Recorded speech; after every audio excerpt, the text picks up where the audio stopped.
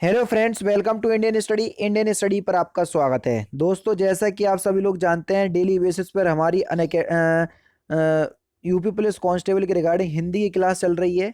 तो क्लास जो है वो स्टार्ट हो चुकी है। वही 37 हिंदी के मोक इंपॉर्टेंट क्वेश्चंस लेकर के आया हूं, जो कि आपके आने वाले एग्जाम यूपी पुलिस कांस्टेबल के लिए बहुत ही ज़्यादा इंपॉर्टेंट है।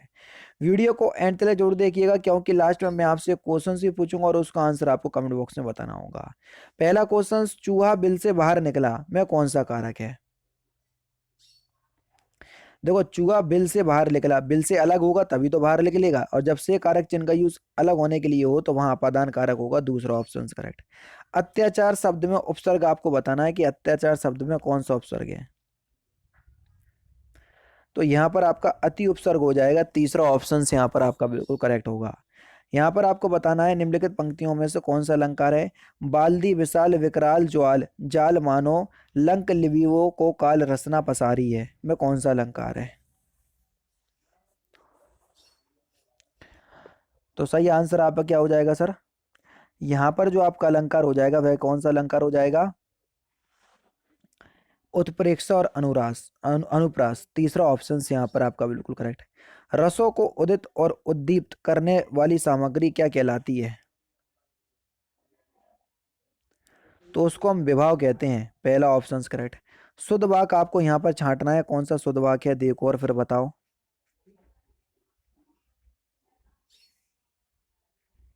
राम ने एक थैला और दो पुस्तकें खरीदी। दूसरा वाक्य बिल्कुल शुद्ध है, दूसरा ऑप्शन बिल्कुल करेक्ट।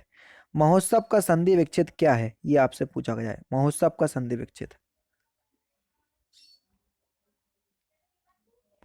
महाप्लस उत्सव गुण संधि का नियम है। पहला ऑप्शन करेक्ट। चौमासा में कौन सा समास है? चौमासा चार मास यानी कि 4 महीनों का समूह। पहला ऑप्शन करेक्ट, दिग्गु समास। हिंदी भाषा और साहित्य नामक ग्रंथ के लेखक कौन है?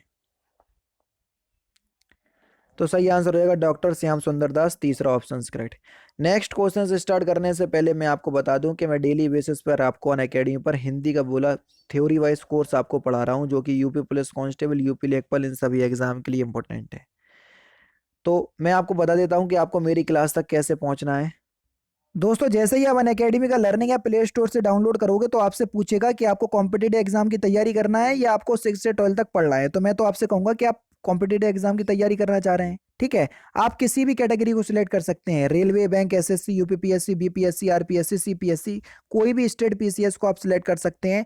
जिस भी कैटेगरी को आप सिलेक्ट करना चाहें आप उसको सिलेक्ट कर सकते हैं, ठीक है। जैसे मैं आपको यूपीएससी सीएससी कैटेगरी चूज कर लेता हूं, मैंने चूज कर लिया। हिंदी में मुझे पढ़ना है तो मैंने इसको चूज कर लिया, ठीक है। किस भी एग्जाम के लिए प्रिपरेशन कर रहे हैं, हमने आगे बढ़ गए, ठीक है। अब ऐसा नहीं है कि आपने इस कैटेगरी को चूज किया है तो आप मेरे से नहीं पढ़ पाएंगे, जबकि मैं यूपीपीएससी कैटेगरी के अंतर्गत जो है वो पढ़ाता हूँ। ये सब्सक्रिप्शन अगर आप लेना चाहें तो सब्सक्रिप्शन ले सकते हैं, ठीक है। क्योंकि अनअकैडमी और अनअकैडमी प्लस में बहुत ज्यादा फर्क है, ठीक है। सब्सक्रिप्शन के बारे में भी आपको बता दूंगा किसी और वीडियो में।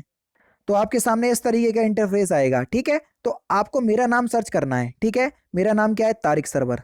तारिक सरवर, ठीक है। तारिक सरवर, तो मैं आपको मिल जाऊंगा। देखो, तारिक सरवर, ये मिल गया। ये मैं आपको यूपीपीएससी कैटेगरी के अंदर पढ़ा रहा हूँ, ठीक है। तो जैसे ही आप कोई भी क्लास होगी मेरी, ठीक है, जैसे ही आप किसी भी क्लास पर क्लिक करेंगे तो कोई भी आप मेरी क्लास पर क्लिक कर सकते हैं। मेरी सारी क्लास जो है वो बिल्कुल फ्री ऑफ कॉस्ट होती हैं। जैसे मैंने ग्रामीण परिवेश की ये अभी लेखपाल के लिए क्लास ली, ठीक है। तो इस पे जैसे ही सिलेक्ट करा तो आपसे वॉच क्लास पे जैसे ही आप क्लिक करोगे तो यहाँ पर कोई ऑप्शंस नहीं आएगा, लेकिन आपके पास ऑप्शंस आएगा अनलॉक क्लास। अनलॉक क्लास क्यों करना पड़ेगी वो मैं आपको बता देता हूँ। क्योंकि आप मेरी क्लास पहली बार देख रहे होंगे। अगर आप पहली बार मेरी क्लास देख रहे हैं तो आपको मेरी क्लास को अनलॉक करना पड़ेगा। और अनलॉक कोड क्या है मेरा? इंडियन स्टडी जो चैनल का नाम है वही मेरा अनलॉक कोड है, क्लास अनलॉक कोड। तो इसको अप्लाई करना, विदाउट स्पेस क्लास आपकी अनलॉक हो जाएगी, बिल्कुल फ्री ऑफ कॉस्ट है। आराम से आप जो है वो देख सकते हैं। नेक्स्ट क्वेश्चन से आपका क्या, या लटू की अरु कामरिया पर राज तिहु पुरु को ताजी डारो किसकी पंक्ति है? ये रसखान की पंक्ति है। तीसरा ऑप्शन करेक्ट। कस्तूरी कुंडल बसे आत्मकथा है किसकी? तो ये मैत्रेयी की आत्मकथा है। दूसरा ऑप्शन करेक्ट। विरासत शब्द का अर्थ क्या है? विरासत शब्द का मतलब होता है कि पुरखों से प्राप्त कोई वस्तु संपत्ति, उसको बोलते हैं विरासत। दूसरा ऑप्शन करेक्ट। निर्बल का विलोम शब्द आपको बताना है, निर्बल का विलोम शब्द क्या होगा? निर्बल का विलोम शब्द हो जाएगा सबल। दूसरा ऑप्शन बिल्कुल करेक्ट। हिंदी का प्रथम मौलिक उपन्यास किसे माना जाता है?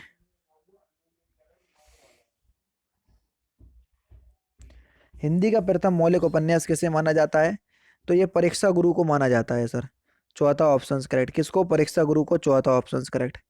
तद्भव प्रकाशित पत्रिका कहाँ से प्रकाशित हुई? तद्भव जो है ये एक पत्रिका का नाम है। तो ये पत्रिका कहाँ से प्रकाशित हुई? तद्भव। तो ये लखनऊ से प्रकाशित हुई। तीसरा ऑप्शन यहाँ पर आपका बिल्कुल करेक्ट हो जाएगा। कटहरा शब्द में तत्सम रूप आपको बताना है।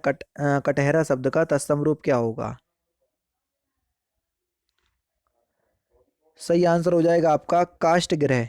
तीसरा ऑप्शन करेक्ट। तद्भव शब्द आपको बताना है, कौन सा तद्भव शब्द है? Question number 129।